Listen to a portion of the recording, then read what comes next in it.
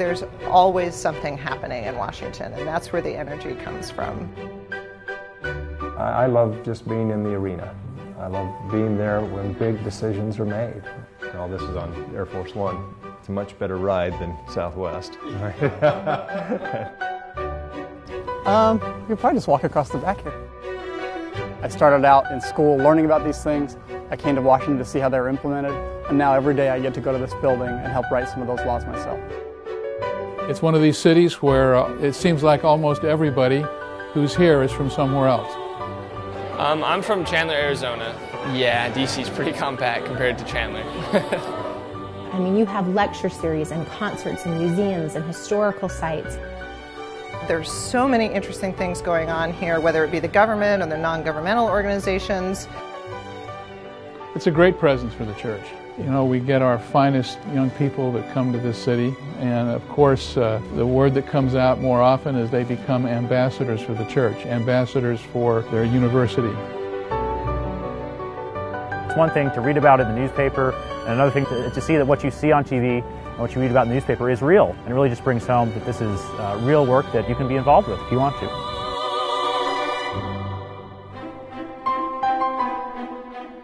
My first job in Washington was the Washington Seminar, actually.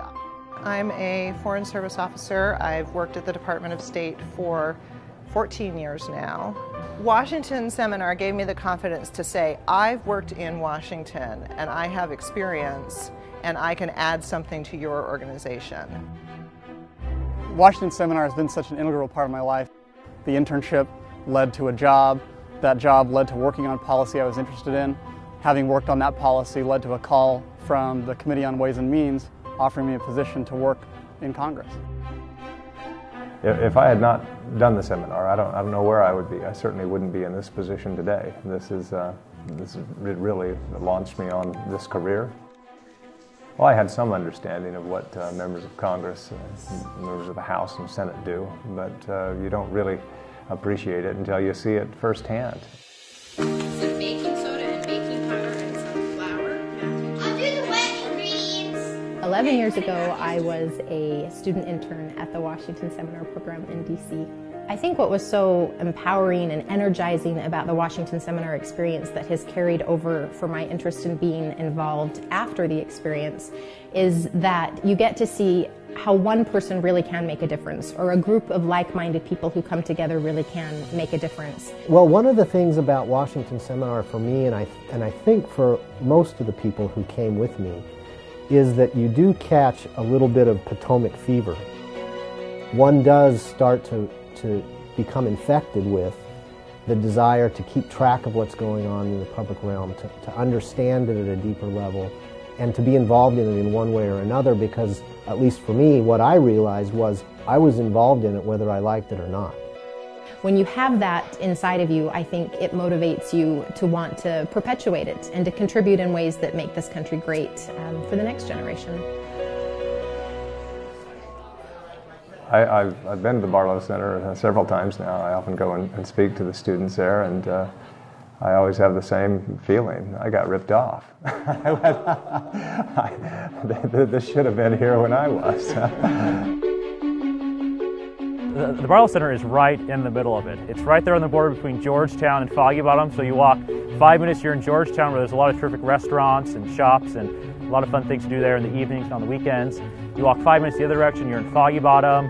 Really convenient to my internship. I could just walk down the street and I would be at the White House. I do. I wish I paid the rent that they pay at the Barlow Center. I was very jealous of the people there that were able to spend a little bit less on their rent. I remember that married couples that were participating in the program had a really hard time finding accessible and affordable housing. So the Barlow Center is wonderful in that it provides that. Washington Seminar had built a great reputation with my previous employer, and so as a result they were willing to accept BYU students and still do now. And so because of that, I was able to get a foot in the door, come back to Washington and get a job. What I would like to say to the donors who make Washington Seminar and the Barlow Center possible is thank you, really thank you. The Washington Seminar program was so pivotal in the course that my life took. The time and resources and effort that has been spent to support this program is time, resources, and effort well spent.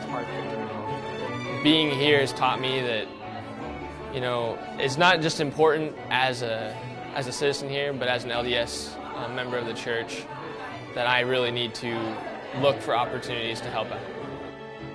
A lot of people will be more interested in their own agenda and be apathetic to what the larger community needs. And that's not going to help anybody, and it's certainly not going to help them. And if they have the opportunity to be educated and aware and intelligent about how government works, to not be intimidated by the process, but to be willing to be an active participant, that change can be effected and that they can be an instrument of that change in very meaningful ways. And to me, that's really what the Washington Seminar experience is about, is empowering yourself to help others. It's not accidental that as you go on the Hill, Capitol Hill today, and meet some of the members of Congress, and meet many people on their staffs and people that work in trade associations and various institutions here in Washington, ask them, well, why did you happen to come back here? They say, I was part of the Washington Seminar.